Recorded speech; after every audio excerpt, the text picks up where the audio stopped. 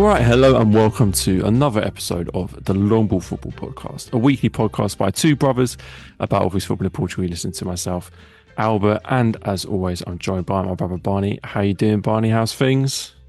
Yes, good mate. Nice to be back together with you. It's been Mm-hmm. a it's been ages, hasn't it? Because I was off, and then we had that one episode, and then you were off to Japan. Um, Yeah, you caught a game, didn't you? What players did you see? yeah. Well, I was off for three weekends. So I missed 2 weekends of Premier League football. Barney aptly covered the podcast for us last week. Did a great job. I said you're going to put me out of a job in terms of hosting because it was much better than I do. But I did see some football in Japan. I saw a J League game, FC Tokyo versus Cerezo Osaka. It was the last day of the season, and it was like eighth place versus ninth place. So it was a proper dead rubber fixture, but it was still good. It was funny. I was like trying to keep an eye out for, Japan always have one or two players that you've heard of. Yeah, I was looking down the team sheets, and Cerezo Osaka had Shinji Kagawa. He was nice. on their team sheet, but he wasn't involved on the day. Like he wasn't in the match day squad. So I didn't get to Ah, see him. But do you guys know? And I should say, sorry, we have Patrick Ribeiro joining us. Patrick, how are you? I'm good, thanks. How are you? Very good. Thank you for joining us. Just because I want to ask you both, are you aware of, do you remember this name, Yuto Nagatomo? Yes, Inter Milan. Yes, exactly. yeah, Inter Milan, the Japanese wing back. He was like a right-footed wing yeah. back at Inter Milan. He came on for like the last 10 minutes. I was gonna say Kagawa. I and this might come up in the Christmas quiz we might do over Christmas, but Hmm. like one of those players where like it wouldn't surprise me if he had played in Portugal. Do you know what I mean? One of those players. Yeah, I think he's too big for Portimonense. Probably too big for Yeah. Portimonense, but this is what I was thinking though. I was going in thinking, am I going to recognize any names from Portugal? Yeah. Alas, no one from the Portuguese league was involved in any of the games I watched. But yeah, still a fun experience. The atmosphere wasn't anything on Rio Ave at home, but never mind. Um, but yeah, let's not waste any more time. Let's get stuck into it because we've got a lot to talk about. Obviously, I've been away for a few weeks. Barney did a podcast where I was off, but a lot has been happening in the Premier League. A lot has changed in the last few weeks, as we were saying to Patrick before the recording. Specifically with sporting, so we're grateful for you joining us to shed some light on what's been going on there. Let's start, gents, then with Sporting's game from the weekend because it has been a difficult start for João Pereira.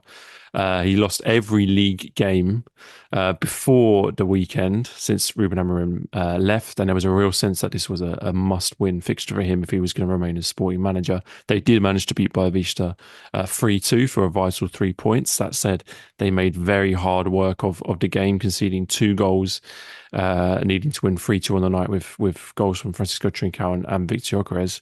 Patrick, it's been a crazy few weeks for Sporting. So much has changed in just a matter of weeks. Can you just sum up for us what it's been like since João Pereira became manager? Like I said, this was his first win in the league. He had that win in the cup in his very first game in charge. Since then, it's been very, very difficult time. So a lot's changed. So let us know what, from your perspective, what those kind of changes have been and how important this result might be. Yeah, I mean, when you're in a situation like that, as delicate as it has been for João Pereira, um, any win is super important. He just needed that to really move things like forwards and hopefully try add to that, catch some rhythm again, and start looking like genuine title contenders as Sporting were. Like Sporting were clear favourites at the moment that Ruben Amorim left to go to Man United. Now all of a sudden things have changed so dramatically that um, it no longer looks that way. So it was important to get that win. It was important to relieve the pressure a little bit. I know there was a lot of people that were saying that regardless of what happens, whether Sporting win, draw, or lose, the writing's still on the wall for João Pereira, and he'll eventually be let go. But I don't know. I think um, yeah, it's just been a tricky one. It literally the whole sporting universe has been like flipped upside down, and I think Mhm. everyone's lost their cool, their rationale. Lots of people turned impatient all of a sudden. And I genuinely really feel for the new manager. I really feel for João Pereira because it's not easy. I don't think we can judge the results. I don't think we can judge his ability at all based on the results that we've seen. Yes, Sporting has a fantastic team, but I think when a manager such as Amorim leaves, he leaves a massive hole Mhm. to fill. And I think the players first and foremost have really felt that absence. I don't know what João Pereira is like as a character, but when you're as loved as and as revered as Amorim was, it's so difficult to live up to that, especially in a short space of time. So I think players have really lost that guidance, that presence that Amorim had, and you can see it in games. Some of the games we actually do start quite well, but when things go wrong, they keep like snowballing. Mhm. And yeah, I think the players need that guidance that I think at times João Pereira is helpless in terms of giving it to them. To add to the fact that he's not like fully qualified, so he's not the main man who stays out there on the touchline. I just think it's a very frustrating situation for him. Very strange, yeah. Um, yeah, but good result. I think as a display, I thought we played quite well, and there was signs of that as well against Club Brugge, where I could see that Sporting were starting to look a little bit more like their usual self. Obviously, the result against Club Brugge wasn't ideal, um, but given whether or not that was a penalty, like if Sporting have got that second goal, it could have been different. And again, against Boavista, it was a better performance. Boavista have been poor Mhm. this year, in fairness, but it was more like the Sporting that we usually see. And the two goals that sort of popped up, I think Sporting are in a phase right now where every type of goal they will concede. Like goals just fall in like out of the blue. Um, but they have to turn it around. They have to keep working. Hopefully they show him a little bit more patience and let him do his thing. But yeah, it has been a very night and day experience from what we had and what we currently have. I think, yeah, my kind of biggest takeaway from this game, and obviously I've been away, so I haven't been able to follow them as closely until this game, but the kind of impression I got from this game was that the players were still under some kind of like, don't want to be too dramatic, but like some kind of like mental shock from the loss of Amarim. Like they hadn't really kind of recovered psychologically. It was like, it seemed to be like psychological weakness had crept into a lot of the players, a lot of the defenders as well. I thought there were a lot of poor performances in the defense when you look at like De Bast and Eduardo Quaresma. I mean, like Eduardo Quaresma looked like, going back to some of those performances that we saw from him where he looked like a kind of scared youth player who wasn't kind of up to wearing the shirt, but which is a shame because we've seen how good he can be. And De Bast was pretty poor, I thought, for a couple of the goals. But yeah, it does seem like the players are still struggling to get over the loss of Amarim, and I think there was this. The thought process at the time when Joffre was appointed was almost a kind of, oh, they've made a good choice by going down the continuity route, and maybe this is all going to be a walk in the park because they just keep doing what Amarim was doing, and everything will be fine. Looking back, it was probably perhaps a little bit naive to assume that they would be plain sailing, that this new manager would just come in and continue everything that Amarim had done, and everything would just continue as it had done. The board have obviously made this decision to go down the continuity route with João Pereira, someone who's going to come in and play the same systems and use the same players and have the same youth policy and continue the good work that Amarim had done. I think that will kind of help João Pereira. That will give him more time because unless the board really decide in the next week or so that they're just going to rip up everything that they've done and bring in an outside manager. I mean, I know we saw the rumours of Abel Ferreira, like, I mean, a fantastic manager who undoubtedly is good enough to manage Sporting, but that's a whole different situation. You're basically saying, okay, we're going to move on from Amarim, and it seems like the board have decided not to do that. So that will help Pereira give him more time. But yeah, I wonder whether you agree with that perhaps we were just a little bit naive that this would all be plain sailing, and maybe not that the results had been misleading under Amarim, but that perhaps we saw this as a more easier job for João Pereira than it's turned out to be. Yeah, I think it like Amorim as a character, he just means so much, not just to the fans who obviously loved him, but to the players as well. He's such a giant figure. Um, you could compare it a little bit to like the sort of environment Slot could have potentially walked into with Klopp Mm-hmm. gone. Like he's that big. It's kind of I feel like for any manager, you do approach that sort of job with caution because the heights that were set were so huge. I think it's easy for that to happen like at the end of the season where you got a lot more time to digest and work on things. The way it happened in the middle of the season, I think it felt like very raw. And I think Sporting were also, like, if you look back to the game against Braga, which could have gone so differently for them, being a goal down and then all of a sudden turning it around quite late. I think there are already signs of Sporting looking um, a little bit unstable in form.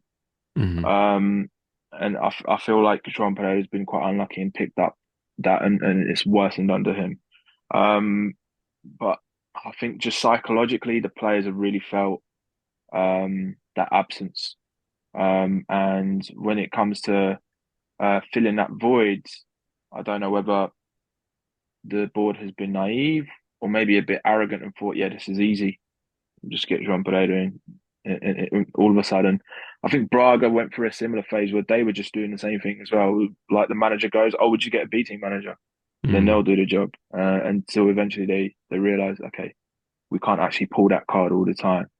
I feel like Sporting have tried to do that, whether or not João Pereira is ready or has the quality. I don't know. I just feel like in that sort of situation as a player, you're probably looking or expecting something not as big as Emily, but like completely different, but also substantial.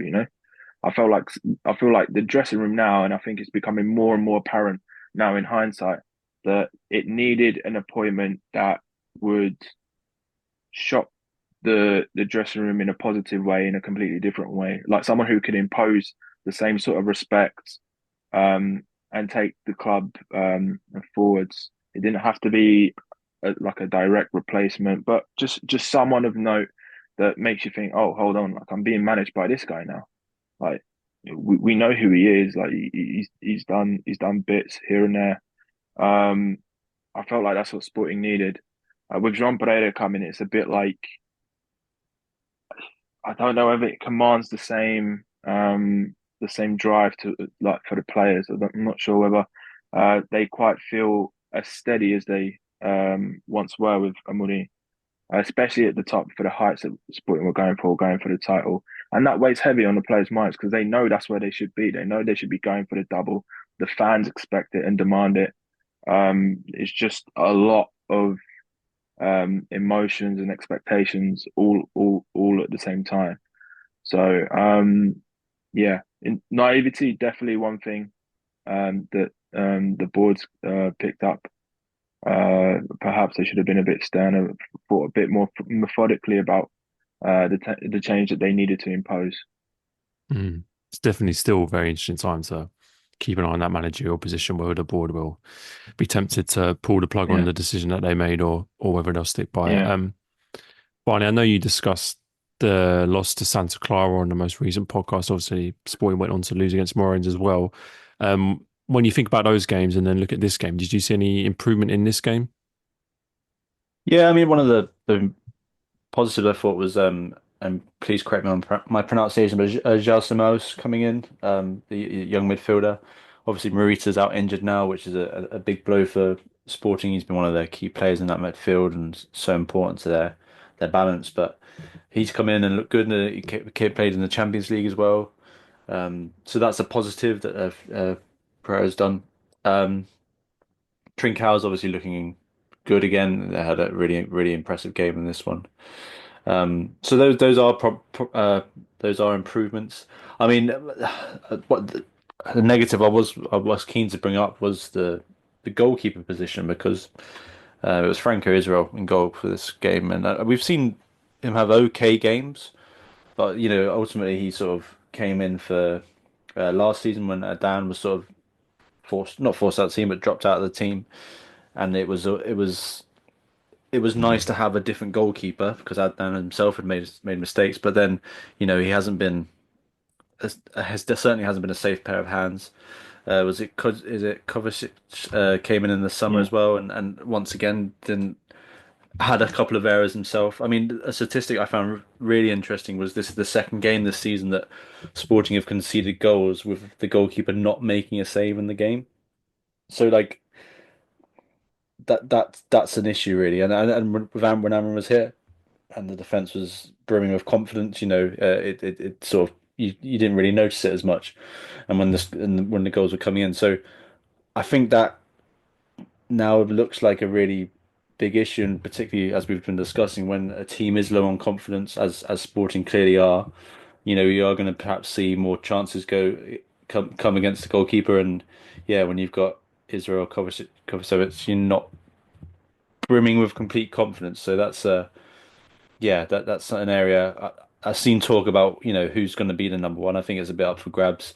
And Kovacic has been playing in the cup games, and maybe he'll get a run in the league. But that's the decision that needs to be made. But there are improvements, and they're perhaps over the shock of this bad run.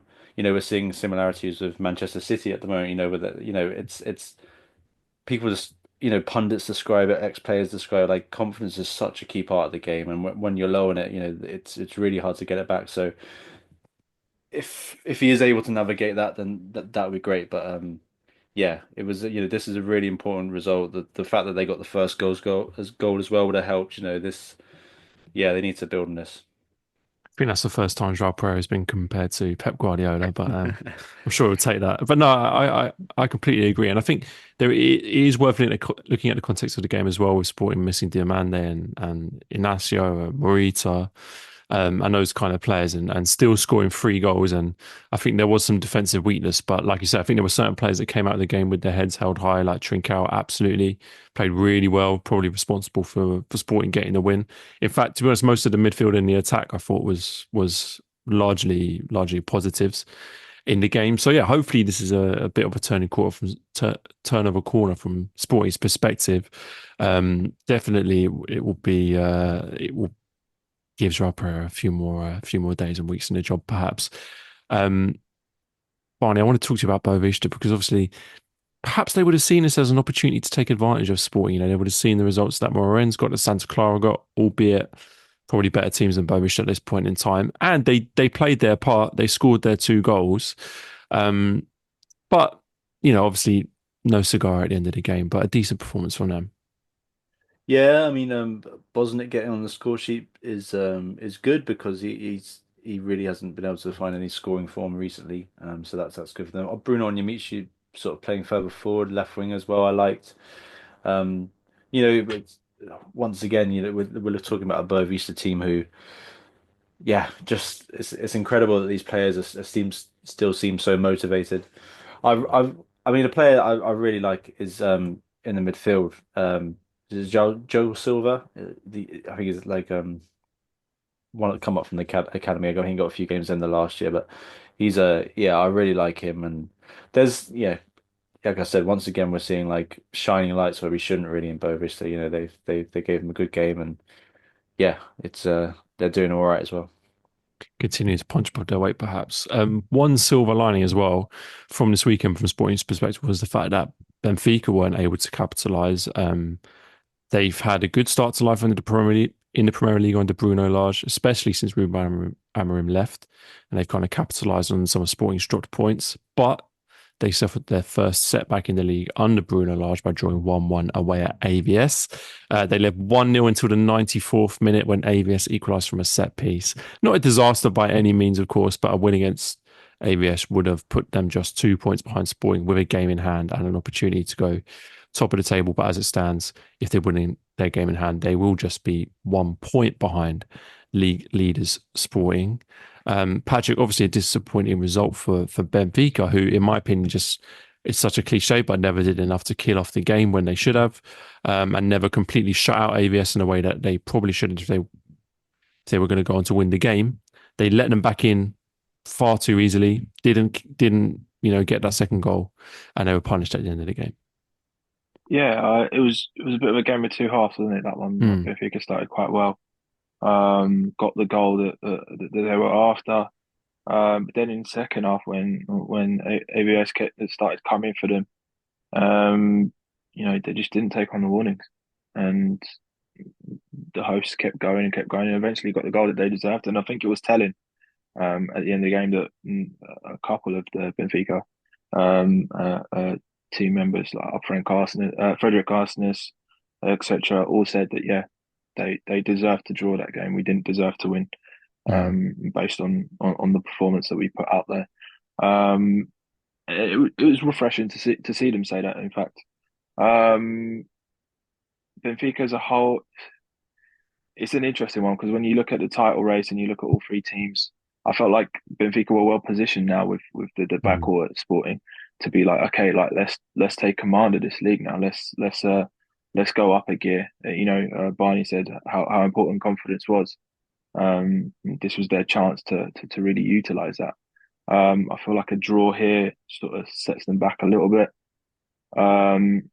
Because Benfica fans know, like, given the season they had the year before, and the struggles that they've had at the start of this season, uh, it's very easy to remember that, like, things aren't exactly okay at Benfica like that. So doubts begin to creep in. I think there's doubts across the board with all three big teams. Hmm. Yeah, I think it was an interesting result. Very good performance though from the hosts, up against Benfica. I think that yeah, I'd agree with everyone that said that they did definitely deserve a point from that. And it begins to make things look interesting in the top, with that result. Um, yeah, it was interesting. It's funny that, yeah, as you say, because the story of this weekend really, and we can speak in more general terms before we come on to the Porto game and the rest of the Benfica game, but the story of the weekend really is the closing of the gap at the top of the table, but in a way that it almost feels like not because of positive form, but because of people kind of slipping up here and there. And I did see something amusing on Twitter the other day, which was just about how has Bruno Lage found himself as the best manager in the Premier League Yeah, after all this time. It's not particularly glowing endorsement of the state of the Premier League at the moment, which I think is an interesting overall point.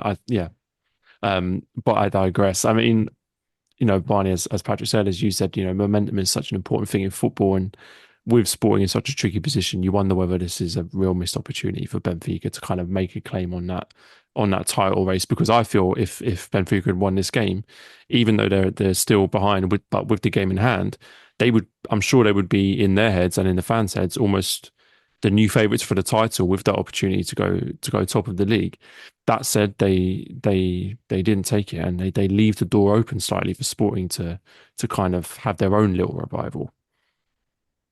Yeah, I feel like the issue I have with Benfica, because I have been really impressed with the results that Large has got since he's come in. But I think the issue that it's becoming a bit more obvious to me is that there doesn't seem to be a particular strength for this team. They're not devastating going forward. They're not solid at the back. It seems to be more the individual players that have got sorted out the results. So you look at like Di Maria and Group in particular.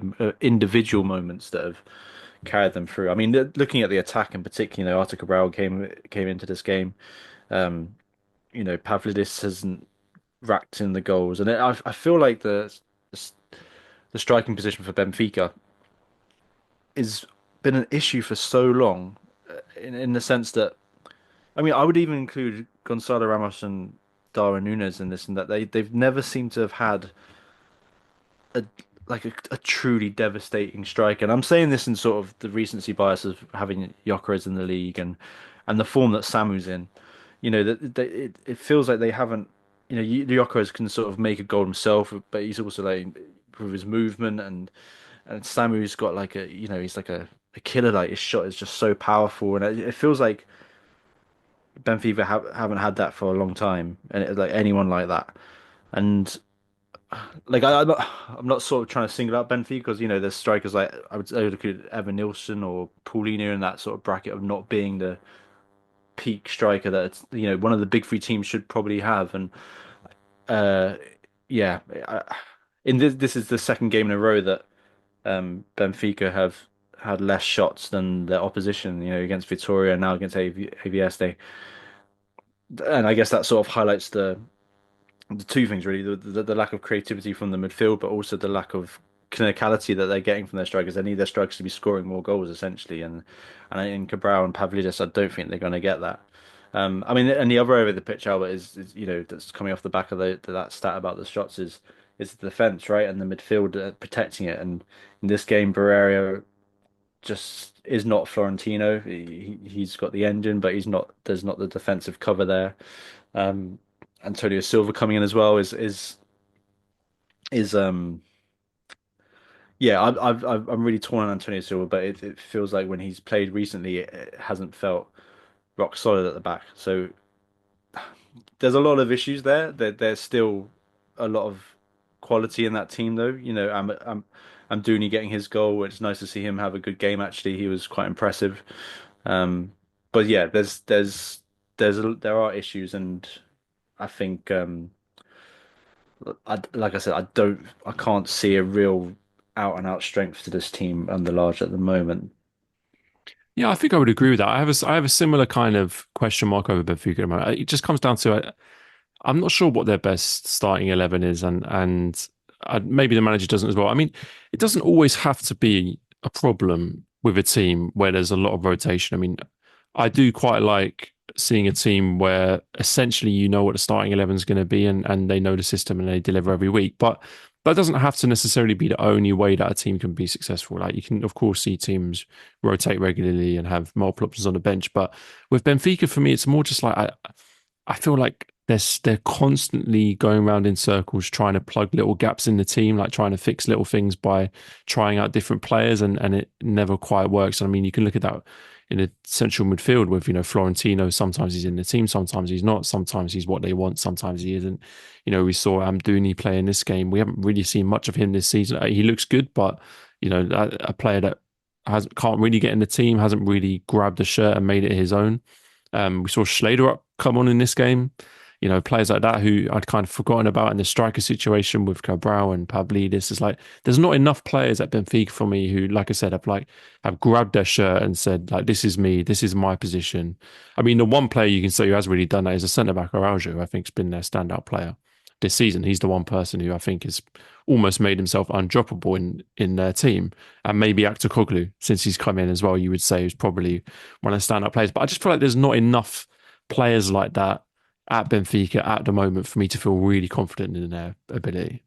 Can I just comment about Arujo because he's just signed a contract till 2029, Mm.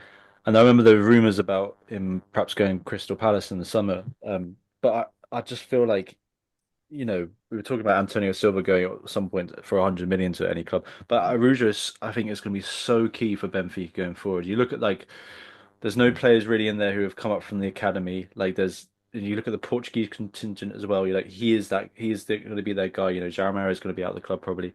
Um, Otamendi might be gone by the end of the season. I feel like Arujo going forward is going to be such like he's got that ability. He's perhaps got the potential where I don't know.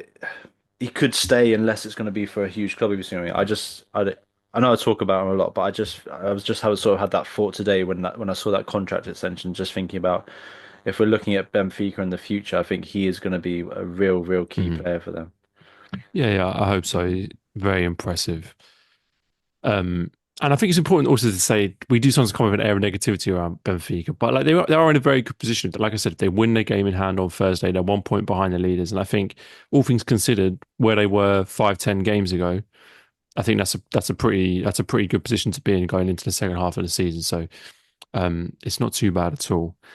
Patrick, I want to talk about AVS because I'm conflicted on them. As much as I don't want to like one of these sort of SAD teams, with the whole situation that they've been in, they are making themselves a very likable team, and they are growing on me a bit, which I'm not sure how I feel about. I mean, they had Lucas Piazza on man of the match today in this That's game. a bit of you, Albert. What a throwback that is! I mean, I loved that guy at Braga. I always rooted for him at Real Ave. They got Daniel Ramos in the dugout. I always liked him at Santa Clara as well, and I think they've had some decent performances this season. They got the 40-year-old Nene. I don't think he played in this game, but again, what's not to love?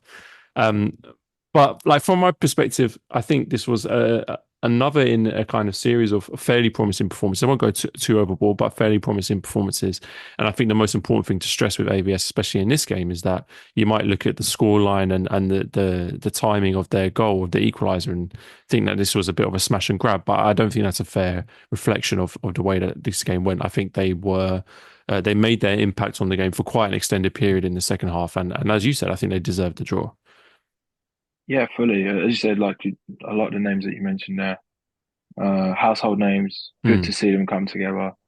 Daniel Ramos is a very competent manager. I've always yeah. admired his work to a certain extent wherever he's gone. And he looks like he's doing a stellar job at the moment as well with the new boys. And they're a team that, as you say, with all those names, they have the potential to bother most teams on their day. It was very commendable the way they came at it. As you say, the story of the game, if you just look at it purely from the fact that they scored quite late on, it gives a different kind of impression. Usually in Portugal, you see a team in that sort of situation, they'll be like, "Oh, it's only 1-0. Let's keep it tight until the last 20 minutes, and if it's Hmm. still 1-0, we can go for it then." That wasn't the case. Like they kept going and going and going. Like from as soon as the second half kicked in, obviously they respected Benfica's moment of dominance in the first half. Second half, it was their turn. And yeah, they caused Benfica a fair spot of bother. That's 2 points drop for them, for sure. So they're an interesting team. They're a very interesting team. Yeah, I can't see them bothering the top half of the table, Barney. But I mean, I think for a team like that, any newly promoted team, survival is the main objective, and then anything on top of that is a bonus. And they look on track for that at least. Yeah, I like their recruitment. I thought, Hmm. some like Piazon as you mentioned, Kiki, a left back, experienced in this league. Fonseca as well. I think is that next Passos right back, who I remember quite enjoying it when he was in the top division. I think the defense, the back line as well is really good. Quite young as well. There's quite a lot of young talent in there. Um, so as you said at the beginning, you don't really want to sort of root for an SAD, but then like I feel like they're doing it quite well. A mixture of sort of experience and some young, like Masoti there as well, the Ecuadorian winger who I talked a lot about at the beginning of the season. I think is a real talent, and there's talent to sell there as well. So I think they might be, yeah, they might be all right actually. Well, we'll keep an eye on as the season goes on. Let's talk about Porto, guys, because I think it was a deceptively important win for them at the weekend and for Vitor Bruno in charge because he's been under maybe not pressure, but I think there's a little bit of a lack of patience, perhaps with from Porto fans with the manner of some of the performances, and they've not exactly been lighting up the league, but. Um, they did get an important win 2-0 against Estrella at the weekend, takes them to just 2 points behind Sporting in first place. 3 wins from their last 5 games is not too bad in terms of form. But Porto, like I said, for me, it's an interesting case because they haven't exactly lit up the league. The performances haven't been as eye-catching, perhaps, as they were under Sergio Conceição, although the points tally is fairly respectable. And there are some standout players, including Samu and the like. Um, I don't know what your takeaway from the game was, Patrick, because like I said, it's it feels harsh to say it when they've just won a routine game, but it's not the most it's not exactly rock and roll football. It's not the most, it doesn't fill you with the most confidence. Yeah, it to me anyway, in the most blunt way possible, it felt like a very flat performance. They Mm, got the win, they got the job done, which in Vitor Bruno's eyes would have been the most important thing because he is under pressure. And he knows that any little slip up, even with the win itself, like he's gonna get criticised for it. But a win is a win, 3 points on the board. You can move on with that, you can survive with that. But it wasn't like the most dominant of displays at home as well. To a decent side, but um, I think the Porto fans will be demanding way more from their players. Not only because they're a top team, but also because I feel like we have seen dominant displays from Vitor Bruno's Porto this season already. I thought hmm they started the season quite well at times, like in certain games early in the season. They were looking relatively good until the most recent wobble with the defeat against Benfica, etc. I think up until that point, they looked all right. But now with the pressure seeping in on the manager, etc. Um, it's interesting. Again, it's that whole confidence thing. In terms of it seeping into the player's psyche. Um, if I was a Porto fan, I would have definitely been disappointed with the performance. But having said that, a win is a win. Um, None of the big teams look 100% there. I think you just got to keep rolling with it and see where it takes you. I think Porto itself are in a particular interesting period with the whole change in the hierarchy. I think there's still a lot of division there in terms of what's right and what's wrong. I'm not sure AVB has the full backing of all the Porto fans, like the results of the election suggests. I think when there's such a drastic change like that, it can be very easy for the people to think, oh, like bring back the good old days. I Hmm. think every little bad result, it will be amplified by a million, just because of that, because of the success that they did have under Peter Costin, what he means to the club. There's obviously a bit of friction there between both camps as well. There's the whole backstory between Vitor Bruno versus Sergio Conceição. Did he betray him? Did he not? Hmm. Um, there's just too much like there ready to bubble. Every little bad result, anything that's not like a flawless performance, you're gonna hear from it. But Hmm. saying that, positives, they did win. Um, there were some decent displays. I thought I was quite happy to see Fabi Vieira do quite well. He's slowly beginning to squeeze his way into the team, and he needs it because he's a very talented player.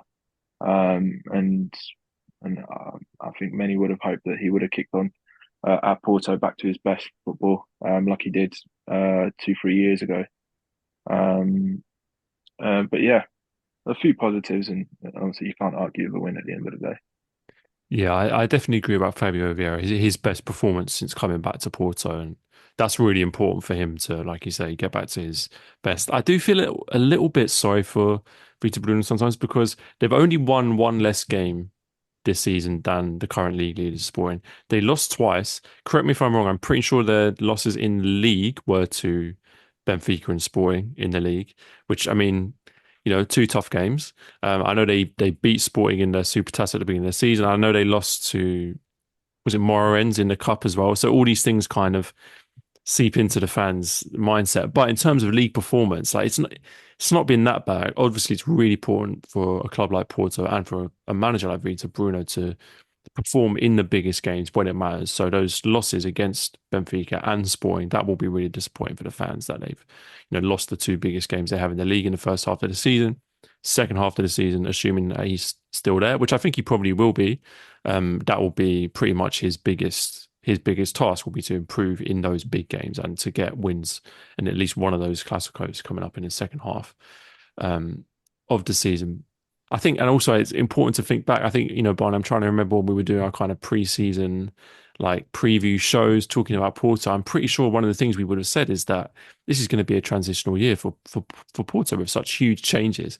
And maybe it is important to remember that there has been those seismic changes at the club, like losing the president who was there for so long, losing the manager that was there for so long, and all things considered, it's not as bad as it could be. So my personal opinion is I don't think there's any harm in giving Vitor Bruno a bit more time. I don't think there's much to lose. I don't think they're particularly in danger of being out of the top three, which will probably be Champions League football next season, which will be good for the club. Barring some major disasters, I think there's still an opportunity to maybe have another transfer window, maybe another two transfer windows, and allow Vitor Bruno to grow into the role. Um, but yeah, that's just me. I mean, what did you think of the game, Barney? And what do you think of them so far? Yeah, no, I mean, we've seen him sort of play this with Galeno at left back at the beginning of the season a few times, where you saw there was an opportunity to sort of really go for a team, and there were glimpses of that working at the beginning of the season. But like as you both described, this game that wasn't there. There wasn't that ruthlessness. There wasn't that sort of drive to attack. Um, and then yeah, to hearing you say there, sort of how we this was going to be a transitional season for him. But I think that's where the issue lies. Is that we don't really know what he's transitioning to, right? You've got the sort of the Conchasau sort of style of, they're still getting results despite not playing great. You've seen various combinations of players behind the striker. I mean, I'm looking at obviously I do think the way he's brought Fabio Vieira in, is good and that is working because you ultimately need to bring him in. He's probably going to be your best attacking midfielder. But then you look at other players like Ivan Jamie who teased us with the potential of like finding his place in this Porto team, and then he's out of the team again. Danny Namasso coming in for this game almost randomly as well, but having an okay game. I think there's a real problem. And then slightly further back in the midfield, you know, Nico Gonzalez has sort of cemented his place, which is nice. But then you've got this Estacio Varela thing who plays there, and I think that's where perhaps Porto fans are getting frustrated because it's not really clear about what Vito Bruno wants to do. Um, it's I think ultimately I feel like they are doing pretty decently considering the amount as you described the amount the change at the club and the change of manager and still being well in this title race. They obviously had a disappointing performances outside of the league, but that might happen. It just I think my real issue with Vita Bruno really is that I don't really know what his best team is or what he wants to do with it with the players he's got. And I I always look at the squad and I do think there's so much talent there, so much talent, or maybe not so much the talent, but the potential of talent. And I'm looking at the Massa, I'm looking at Ivan Jamie and in particular, right? Because those are players that came with the promise of having a bright future. And I feel like they've in Conchesao and now perhaps in Vita Bruno, they're not getting the manager to sort of take them to that next level. And ultimately, that's what Porto are. They're a club to sell talent eventually. And if that's not going to happen, then they might have issues further down the line. But yeah, I think it's they're still racking up the points and consistently, I've had it in my head that they're in a worse off position than they are. So yeah. Well, exactly. I think like Barney, when you talk about Vita Bruno there, you're dancing around using the word like identity. What's Yeah, for his identity when it comes to Vita Bruno, maybe a lack of it. I feel like it's such, and that's another thing, it's so hard for Vita Bruno to follow someone like Sergio Conceição when it comes to identity and personality and all that stuff. Because that was Sergio Conceição, like that Porto under him was almost the cult of Conceição. It was like he was the image of the club, and he was such a huge personality at that club while he was there. And that isn't Vitor Bruno. That's not the type of manager that he's going to be. He's not a Conceição. He's not a Mourinho. He's not one of these guys for whom he's the main sort of attraction at the club. Like he obviously is a very competent coach and wants and has his own ideas for how he wants the team to play and all this kind of stuff. But yeah, he's obviously not. He's not Sergio Conceição basically. So there is always going to be an element of adjustment in terms of how the players react to their manager and what role the manager has with the team. So it's going to be, as I always remind myself with Porto, a longer process perhaps than we realise, and important to recognise that they're not doing too badly. Like things are mostly fine, as Patrick said. They won the game. They did what they needed to do, and they seem to be doing what they need to do most of the time under Rita Bruno. I think, it will be interesting to see with maybe another transfer window and the rest of the season if they can grow, if we can see improvement, and if we can see Rita Bruno become more of the kind of fill out his shoes a little bit more at Porto, and because it's a big job, a very big job, and I think he still has a little bit to prove that he's the right man for it. Gents, I don't have much on Estrella Damadora other than Bruno Brigido made some amazing saves in the goal, so I wanted to give him a bit of credit for that. And Barney, I'm sure you've got a little something on Estrella for us. I was just going to say about Lewis Nani retiring. I was a bit, Oh yeah, I true. was good. I was a bit gutted that that happened, and I Did he can't remember. score? Did he I score was in the just about league? to ask Did we that. get to see the celebration? I'm not sure we did. I feel like No, he did but score, did he? He might He have. I scored know against for a Braga fact. or something. I know for a fact he scored, and then it got flagged for offside before he could celebrate. I remember that very Oh, clearly. But yeah. yeah, no, I was like, that was I was excited at the beginning of the season, but then it wasn't really the return to Portuguese football I thought it was going to be. But partly because it was hard for him to get in this team. I think Rodrigo Pinho and Kikes are really good strikers. I just I'm a little worried for Australia if I am honest because I think elsewhere on the pitch the quality drops off quite drastically after you go through the front line. So it could be a difficult season for them. No, I agree. Gents, there's been some quite chunky topics that we discussed already, so I feel like we've probably only got time for one more game, but it is another big one because I want to talk about Braga versus Famalicão and another manager who finds himself under pressure in Carlos Carvalhal. As his side scraped to a 3-3 draw against Famalicão the weekend. They were 3-1 behind at one point, and they scored two late goals, including a 94th minute equaliser to rescue a point. Carvajal's tenure in charge of Braga has been, I think, up and down to say the least, never quite convincing. They currently sit in fifth place in the table behind Santa Clara and 7 points off the top three. Barney, I'll come to you first on this one. What did you see in this game? Did you see it as a hard-earned draw, team morale getting them over the line, or was it 2 points dropped? Uh, I think yeah, you do have to credit the comeback. Uh, I just yeah, it's I don't know who to blame really. I think Carvalho has tried different things with this squad. I think there are just huge issues at the back which have not been addressed in the transfer market at all. That that's the heart of it seems to be all their problems because you look at the attacking players have got the quality and we've seen some good moments from but like I don't know who to blame really but obviously Carvalho was brought in knowing the squad they had and knowing the job that needs to be done so they must trust that he is the man to do it. I just yeah I feel like we say it all the time about that. That's why I don't really know what more to say. But I just it's so glaringly obvious. It's like one of the most unbalanced teams in the league, really. Like in terms of the issues they've got at the back, I just yeah, I don't know what any manager could do in terms of that. Really, it's just a really hard situation for them.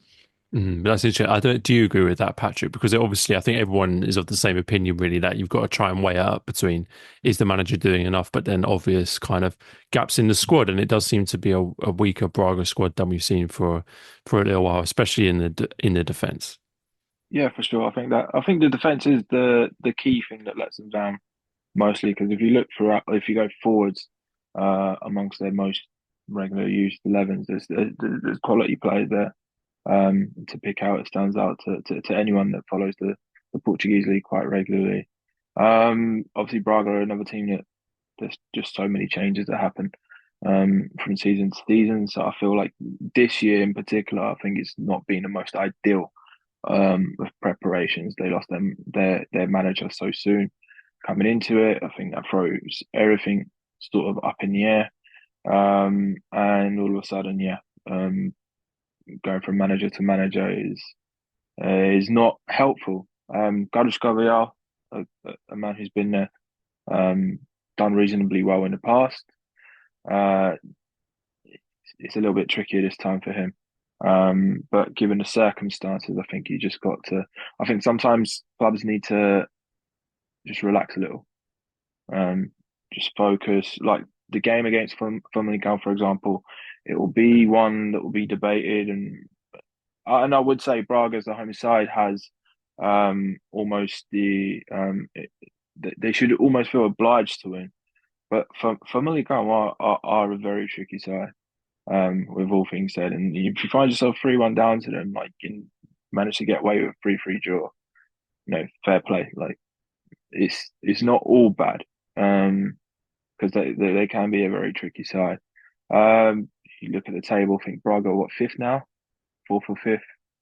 Um, it's disappointing because I know that Braga, what they aspire to be, they want to really push into that top three. Hmm. And for a couple of seasons now, it's not really looked like that they're anywhere close. I think this season probably replicates that feeling. But you have to situate yourself in the reality of things and keep going. It hasn't been an ideal start for them at all in terms of preparation. So I think a lot of managers would find it quite difficult, especially with the gaps that they do have in the squad, particularly defensively. Um, you have players like Niakate, who one day looks amazing, the next you're kind of questioning like what is going through this guy's mind. Paulo Oliveira isn't the youngest anymore. They lost the leader in Joseph Font as well. Um, it's it's a tricky one. It's a tricky start for them. But with the quality that they have further up the field, um, there is potential for them to continue improving and steady the ship a bit more. I don't want to sound like a broken record with Braga, but I always look back to that decision to sack Daniel Sousa after one league game, and I still look at that decision and think, what have they gained from doing that and by replacing him with Carlos Carvalhal? I mean, I was a big fan of Daniel Sousa. I liked what he did at Aruca. I'm not under any illusions that he was necessarily going to be the next Mourinho and the next Pep Guardiola, but I thought they had a good young manager there that deserved more of an opportunity than what he was given. And I think, obviously, Salvador was very keen to bring in Carvajal for whatever reason. Obviously, they worked together before. Maybe he was someone he really trusted. Maybe he thought he was, the man who was going to lead Braga for the next few years. Maybe like it was his home. He belonged there. Whatever. I don't know what he thought, but clearly, I think what we've seen since Carvajal's come in is that he doesn't have some magic box of tricks that is going to elevate Braga beyond where they are now, which is an imperfect team who are struggling for form and consistency. I don't think he has necessarily the answers to fix this team, and I think perhaps they wouldn't have been any worse off at least allowing Daniel Sousa to try and shape the team in his image, considering what he'd achieved at other clubs before. But again, I'm going to stop talking about Daniel Sousa because I do it every time we talk about Braga, and I need to move on from the past.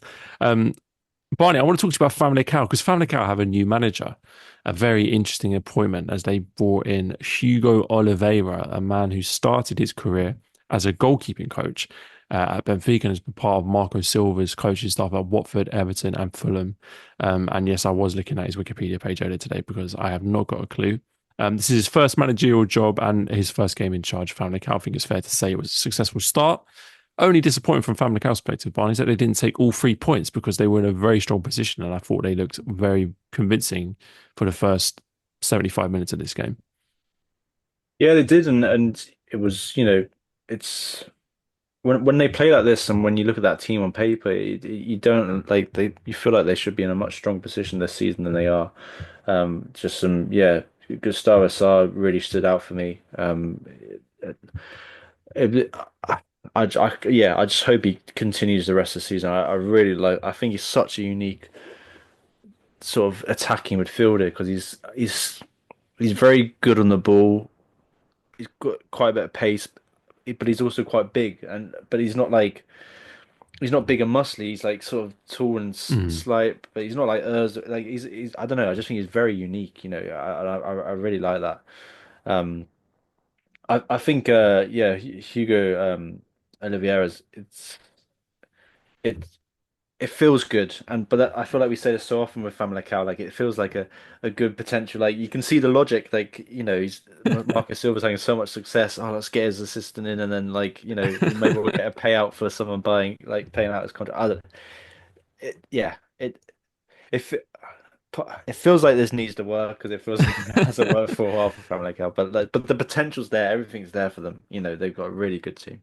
Well, this is what I wanted to ask you about, Patrick, because I thought it was a very interesting decision for Armando Evangelista to leave. I think Family Cow were in eighth place when he left. I actually don't know myself whether that was the club thinking they could do better or whether that was a mutual thing, whatever. But for whatever reason, Armando Evangelista, who I thought was a very good manager and had done a very good job, left the club. Um, do you think it's reasonable for a club like Famalicão to be aiming higher than where they are now? Because I always think that they do have a pretty good squad. They certainly, in my opinion, have a better squad than anybody else in the league outside the top six, at least probably top five. Um, but they were only sort of 3-4 points off sixth place under Evangelista. But anyway, I mean, there is an opportunity to maybe crack that top five, and it seems like they've been wanting to do that for quite a few seasons now. Yeah, there's definitely potential there. I think every window they actually look quite impressive with the players that they pick out Mm. and stuff like that. So obviously, I can imagine that from the start of the season when they draw up their plans, that's where they want to be. They want to be in and around top six, top five. And they have the potential to do that. I think. Do you remember the first season they came up and they were Yeah. like top three consistently for months? Yeah. Um, Pedro I Gonçalves, Tony Martinez, that team yeah, Great team. I don't know whether an element of that has really spurred on their ambitions, and that's generally where they feel like they should be. But with the players that they do sign, sometimes and the quality that they have, Barney mentioned Gustavo Sa, who for me is a top player. I really do see him making a jump sooner or later to another club. He's got um, there's elements of him that remind me a little bit of a young Zaniolo back when he was Mm. like Oh ripping yeah, it I heard at that. Roma. He's that tall, slim figure who's quite tenacious at the same time. Mm. And there's just lots of good players like that. I remember when they picked up Zaidu as well, who's very good in the middle of the park. He had great references at Saint Etienne, and they just have this knack of picking up like technically cute players, um, and putting them together. But in terms of the team, in terms of picking up consistency, that's the only thing that's missing. Um, Perhaps with a new manager, now they can start to look to patch those things together. But it's been the real challenge is finding that consistency throughout the season to really push those teams further ahead, the likes of Vitória, the likes of Braga. That's the challenge for them now. But you can see it, and sometimes even when they play big teams, um, that they're raring to go. They want to perform. They're capable of performing. And for sure, a lot of their players are capable of striving for even bigger steps in their career. So um, there's no reason why they can't believe that they should be in and amongst the likes of Braga and Vitória and trying to crack into that top five. Absolutely, I agree with that. And he's not the first Hugo Oliveira. He's not the first one of Marco Silva's assistants to come to the Premier League. Who was the other one? I feel like Is Casapia. João was it I João think Pedro Sousa? yes, true. I think there's been at least one. So who knows? Maybe And he'll be. they also had Nuno Espírito, Nuno Espírito Santo's assistant, did they not? Rui Pedro Barbosa or something like that. Well, there you go. They Who's see. now gone back to Nottingham Forest. So yeah, So it's an yeah, interesting one for a goalkeeping coach to that's make that that's jump. It's a exactly what quite a I thought. peculiar one, isn't it? Exactly what I Um, thought. I used to sign him a lot in Football Manager. That's the only way I actually know who he is. So you know more about him than us then. I spent 10 minutes on his Yeah, Wikipedia page earlier he's today. decent. For anyone looking for a goalkeeping coach, that's a good pickup. All right. Well, gents, I think we'll leave it there. We covered plenty of stuff on that podcast. So thank you very much for listening. And Patrick, thank you so much for joining us once again. We always appreciate your input on the Yep. podcast. I'm sure we'll have you on many times before the season ends. So and there'll be all info in the description about how you can follow Patrick on various social media and stuff like that. Yep. I was Thank you going to very much. say, I was sorry, Patrick. I was just going to say, keep an eye out for us as well because we might have some surprises over the Christmas break. Are you Obviously, going to leave it at that? Let's leave it at that. well, if you join our Patreon for £1 a month, you'll be the first to hear about it. Let's say. See, this is what I mean. This is why Barney should be running the podcast. I always forget to do this stuff. But yes, he's absolutely right. Join the Patreon if you want to get loads of good bonus stuff. And it's only £1. And I should have said that at the beginning of the show. But there you go. Guys, let's leave it there. Thanks again for joining us. And yeah, we'll see you on a podcast very soon.